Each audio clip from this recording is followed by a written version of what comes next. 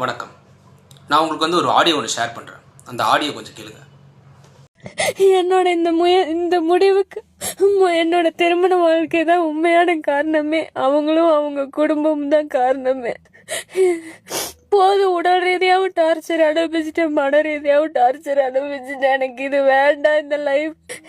அதெல்லாம் அவங்க மாற மாட்டாங்க. வரதட்சணை இந்த காலத்தில் வரதட்சணை அந்த சொல்லை யூஸ் பண்ணுறதே ஒரு தப்பு. ஆனால் அந்த வரதட்சணையால் ஒரு பெண் தற்கொலை பண்ணியிருக்கான்றது எவ்வளோ பெரிய ஒரு மோசமான ஒரு விஷயம். இதெல்லாம் ஒரு 20-25 வருஷத்துக்கு முன்னாடி நம்ம சொல்லியிருந்தா கூட அப்போ யாருக்கும் படிப்பறிவு இல்லை, இதெல்லாம் நார்மல் அப்படின்னு சொல்லிட்டு கூட போயிடலாம், ஏதோ ஒரு ரீசன் சொல்லிடலாம். ஆனால் இப்போ எல்லாருமே படித்தவங்க, எல்லாருக்குமே ஸ்கூல்லேருந்தே சொல்லித்தராங்க வரதட்சணை வாங்குறதும் கொடுக்குறதும் தப்புன்னு சொல்லிட்டு. இருந்தும் அந்த பையனோட வீட்டார் எப்படிங்க வரதட்சணைன்ற அந்த விஷயத்தை நம்மளால கொண்டு வர முடிஞ்சுது தெரியல.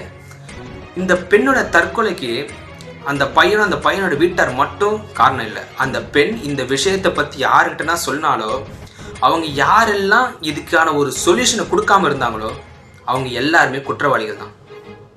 ஆமாங்க, இப்போ அந்த பொண்ணு அந்த விஷயத்தை பற்றி சொல்லி இதெல்லாம் நார்மல் சொல்லி நம்ம முடிக்கிறதுனால தான் அந்த பெண் இப்படி ஒரு விஷயத்தை கையாண்டிருக்கா. வரதட்சணைன்றதே தப்பு தாங்க. வரதட்சணைன்றது பெண்ணுக்கு மட்டும் இல்லை, ஆண்களுக்கும் தான் நடக்குது. ஒரு பெண் வீட்டார் போய் ஒரு ஆண் வீட்டார்கிட்ட இந்த பையன் இவ்வளோ சம்பளம் வாங்கணும், இத்தனை வீடு வச்சிருக்கணும், இத்தனை கார் வச்சிருக்கணும்னு நீங்கள் சொன்னாலே அது வரதட்சணை தான். வரதட்சணையால் ஒரு உயிர் ஒன்று போச்சுன்னா அதை விட ஒரு கேவலமான விஷயம் இல்லை. நம்ம எல்லாருமே இப்போது தப்பான விஷயங்கள் எல்லாத்தையுமே நார்மலைஸ் பண்ணுறது தான் மிகப்பெரிய ஒரு தப்பு. அந்த தப்பை இங்கே யாருமே புரிஞ்சுக்க மாட்டாங்க. புரிஞ்சுக்கிட்டாலும் நம்ம இப்படி தான் இருப்போம்னு சொல்லி இருக்கிறாங்க. எல்லா விஷயத்துக்கும் நம்ம கவர்மெண்ட் மேலே படி சொல்லிட்டு போயிடுவோம்ல. இந்த விஷயத்தில் அப்படி சொல்ல முடியாது உங்களால். ஏன்னா இதெல்லாம் ஒவ்வொரு தனி மனிதனுடைய செயல். தயவு செஞ்சு எல்லாருமே திருந்துங்க. கடைசியாக அவனை சொல்கிறேன், தப்புனா தப்பு தான். வரதட்சணை வாங்குறதும் சரி, கொடுக்குறதும் சரி தப்பு. நன்றி.